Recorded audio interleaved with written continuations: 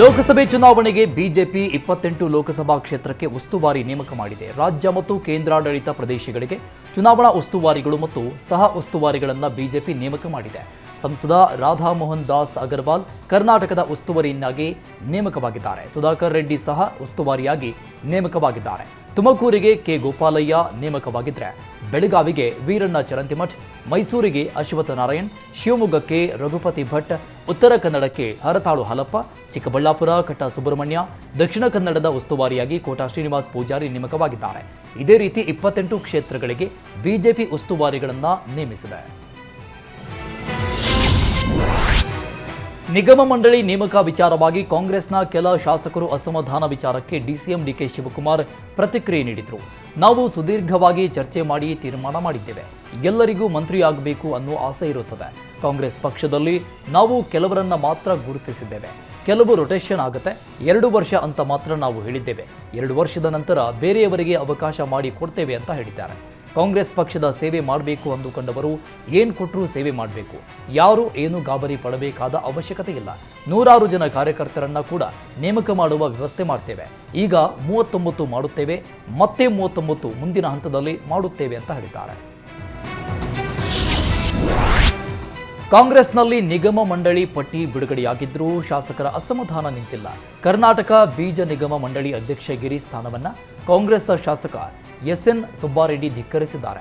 Hat trick ಗೆಲುವು ಸಾಧಿಸಿರುವ ಸುಬ್ಬಾರೆಡ್ಡಿ ವರಿಷ್ಠರ ವಿರುದ್ಧ ಅಸಮಾಧಾನಗೊಂಡಿದ್ದಾರೆ. ಜನಪರ ಸೇವೆಯ ಹುದ್ದೆ ನೀಡುವಂತೆ ವರಿಷ್ಠರಿಗೆ ಮನವಿ ಮಾಡಿದ್ದಾರೆ. ಸಿಎಂ ಸಿದ್ದರಾಮಯ್ಯ ಡಿಸಿಎಂ ಡಿಕೆ ಶಿವಕುಮಾರ್ಗೆ ಫೋನ್ ಮೂಲಕ ಮನವಿ ಮಾಡಿದ್ದಾರೆ. ಸುವರ್ಣ ನ್ಯೂಸ್ಗೆ ಪ್ರತಿಕ್ರಿಯಿಸಿದ ಸುಬ್ಬಾರೆಡ್ಡಿ, ಸಚಿವ ಸ್ಥಾನದ ಮೂಲಕ ಜನಸೇವೆ ಮಾಡುವ ಬಯಕೆ ಹೊಂದಿದ್ದೇನೆ. ಈ ಕುರಿತು ರಾಜ್ಯ ನಾಯಕರು ವರಿಷ್ಠರಿಗೆ ಮನವಿ ಮಾಡಿದ್ದೇನೆ ಅಂತ ಹೇಳಿದ್ದಾರೆ. ಕಾಂಗ್ರೆಸ್ ಹೈಕಮಾಂಡ್ ನಿಗಮ ಮಂಡಳಿ ಪಟ್ಟಿಯನ್ನು ಬಿಡುಗಡೆ ಮಾಡಿದೆ. ನಿಗಮ ಮಂಡಳಿಯಲ್ಲಿ ಸ್ಥಾನ ಸಿಕ್ಕವರು ಸಂತಸ ವ್ಯಕ್ತಪಡಿಸಿದ್ದಾರೆ. ಶಾಂತಿನಗರ ಶಾಸಕ ಎನ್ಎ ಹ್ಯಾರಿಸ್ಗೂ ನಿಗಮ ಮಂಡಳಿಯಲ್ಲಿ ಸ್ಥಾನ ಸಿಕ್ಕಿದ್ದು ಡಿಸಿಎಂ ಡಿಕೆ ಶಿವಕುಮಾರನ್ನ ಭೇಟಿ ಮಾಡಿದ್ದಾರೆ. ಹ್ಯಾರಿಸ್ಗೆ ಬಿಡಿಎ ಅಧ್ಯಕ್ಷ ಸ್ಥಾನ ಒಲಿದಿರುವುದಕ್ಕೆ ಎನ್ಎ ಹ್ಯಾರಿಸ್ ಡಿಸಿಎಂ ಡಿಕೆ ಶಿವಕುಮಾರ್ಗೆ ಧನ್ಯವಾದ ತಿಳಿಸಿದ್ದಾರೆ. ಬಿವೈ ರಾಘವೇಂದ್ರರನ್ನ ಮತ್ತೊಮ್ಮೆ ಗೆಲ್ಲಿಸಲು ಕರೆ ಕೊಟ್ಟ ಶಾಸಕ ಶಾಮನೂರು ಹೇಳಿಕೆಗೆ ಸಚಿವ ಬೈರತಿ ಸುರೇಶ್ ಟಾಂಗ್ ನೀಡಿದ್ದಾರೆ. ಹೇಳಿಕೆ ಕುರಿತು ಶಾಮನೂರು ಅವರನ್ನೇ ಕೇಳಬೇಕು.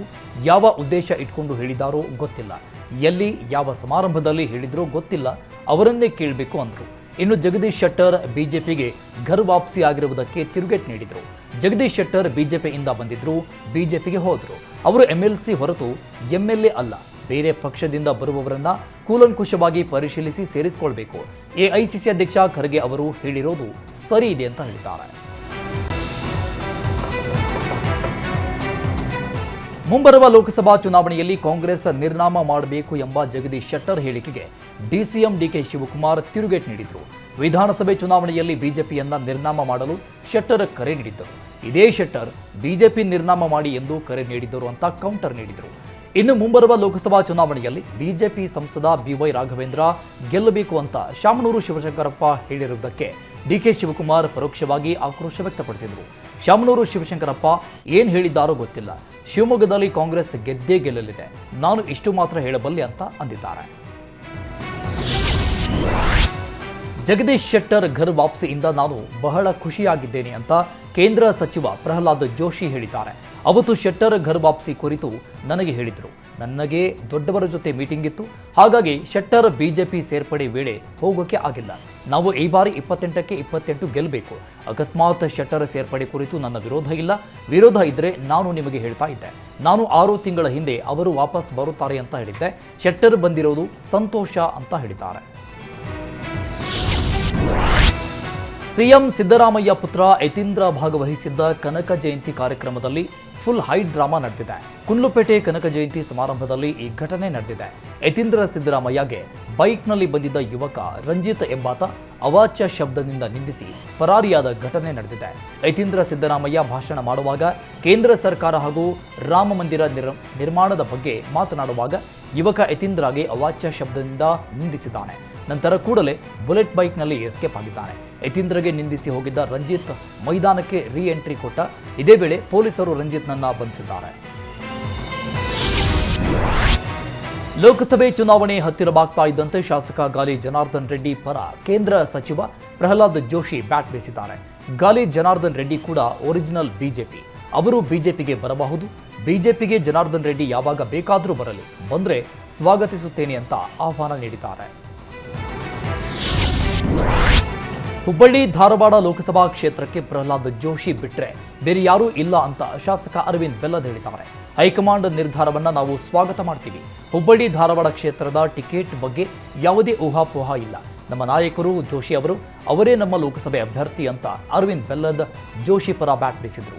ಟಿಕೆಟ್ ಜೋಶಿಗೆ ಸಿಗಲಿದೆ, ದೊಡ್ಡ ಅಂತರದಿಂದ ಅವರು ಗೆಲ್ಲಲಿದ್ದಾರೆ ಅಂತ ಹೇಳಿದ್ದಾರೆ.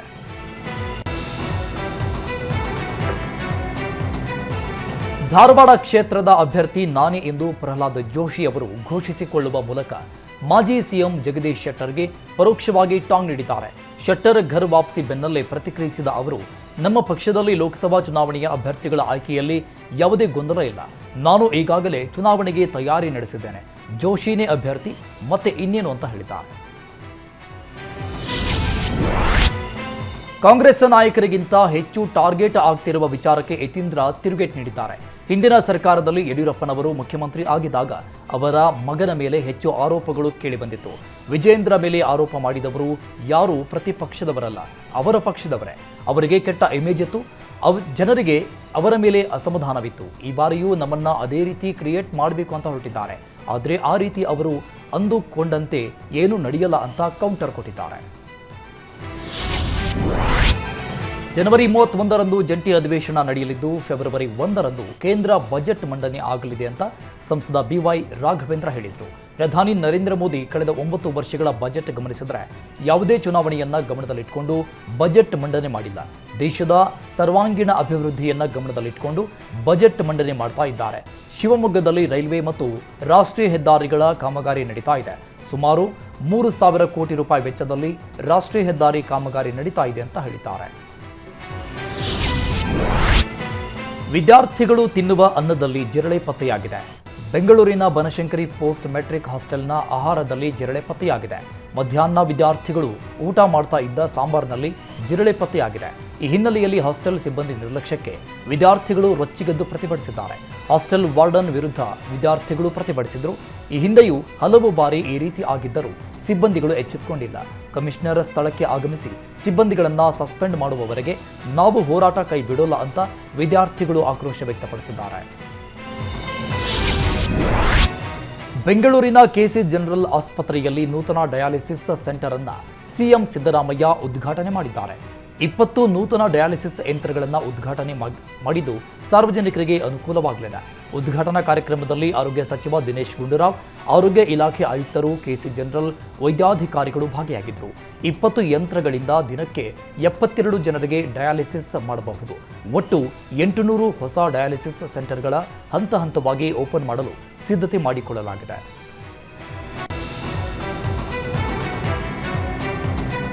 ಬೆಂಗಳೂರಿನ ಮಾಣಿಕ್ ಷಾ ಪರೇಡ್ ಮೈದಾನದಲ್ಲಿ ಗಣರಾಜ್ಯೋತ್ಸವ ಕಾರ್ಯಕ್ರಮ ನಡೆಯುವ ವೇಳೆ ನುಗ್ಗಿದ್ದ ವ್ಯಕ್ತಿಯನ್ನ ಪೊಲೀಸರು ಬಂಧಿಸಿದರು. ಮೈಸೂರು ಮೂಲದ ಪರಶುರಾಮ್ನನ್ನ ಕಬ್ಬನ್ ಪಾರ್ಕ್ ಪೊಲೀಸರು ಬಂಧಿಸಿದ್ದಾರೆ. ಗಣರಾಜ್ಯೋತ್ಸವ ಕಾರ್ಯಕ್ರಮ ನಡೀತಾ ಇದ್ದಾಗ ಸಿಎಂ ಸಿದ್ದರಾಮಯ್ಯರ ಮುಂದೆ ವ್ಯಕ್ತಿ ಪ್ರತಿಭಟಿಸಿದ್ದ.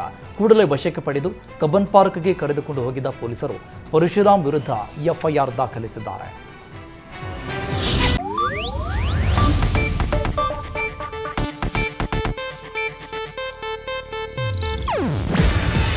ಇದು ಏಷ್ಯಾನೆಟ್ ನ್ಯೂಸ್ ನೆಟ್ವರ್ಕ್ ಪ್ರಸ್ತುತಿ. ನೀವು ನೋಡ್ತಿದ್ದೀರಾ ಏಷ್ಯಾನೆಟ್ ಸುವರ್ಣ ನ್ಯೂಸ್.